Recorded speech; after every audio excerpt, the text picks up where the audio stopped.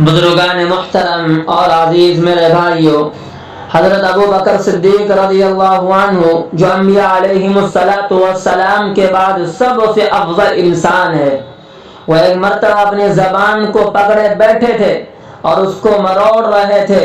لوگوں نے پوچھا ایسا کیوں کر رہے ہیں؟ انہوں نے جواب میں فرمایا ان هذا اوردنی الموارد، یعنی اس زبان نے مجھے بڑی ہلاکتوں میں ڈال دیا ہے، اس لیے میں اس کو قابو کرنا چاہتا ہوں۔ بعض روایات میں مروی ہے کہ اپنے منہ میں کنکر ڈال کر بیٹھ گئے تاکہ بلا ضرورت زبان سے بات نہ نکلے۔ میرے بھائیوں، زبان ایسی چیز ہے، اس کے ذریعے سے انسان جنت بھی کما سکتا ہے اور دوزخ بھی کما سکتا ہے۔ میرے بھائیوں، اس لیے اس بات کی ضرورت ہے کہ ہم اس زبان کو غلط استعمال نہ کریں۔ اس کا طریقہ یہی ہے کہ انسان کثرت کلام سے، زیادہ بات کرنے سے پرہیز کرے، اس لیے کہ انسان جتنا زیادہ بات کرے گا اتنا ہی زیادہ گناہوں میں مبتلا ہوگا۔ میرے بھائیوں، ہمارے یہاں زبان کے غلط استعمال کی جو وبا چل پڑی ہے، یاد رکھیے یہ بڑی خطرناک بات ہے۔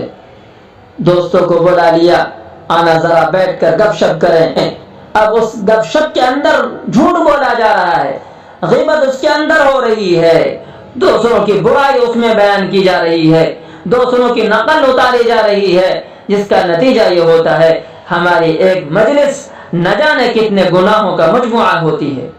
میرے بھائیو، اس لیے سب سے پہلا کام ہم یہ کریں، اس زبان کو قابو میں کرنے کی اہمیت دل میں پیدا کریں کہ اللہ تعالیٰ اپنی رحمت سے اس کی اہمیت ہمارے دلوں میں پیدا فرمائے۔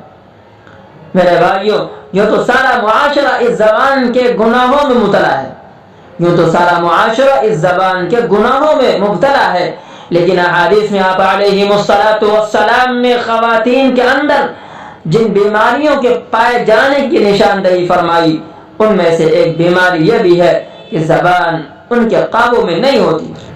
ایک مرتبہ آپ علیہ السلام نے خواتین سے خطاب کرتے ہوئے فرمایا اے خواتین، میں نے اہل جہنم میں سب سے زیادہ تعداد تم کو پایا، یعنی جہنم میں مردوں کے مقابلے میں خواتین کی تعداد زیادہ ہے۔ خواتین نے پوچھا یا رسول اللہ اس کی کیا وجہ ہے؟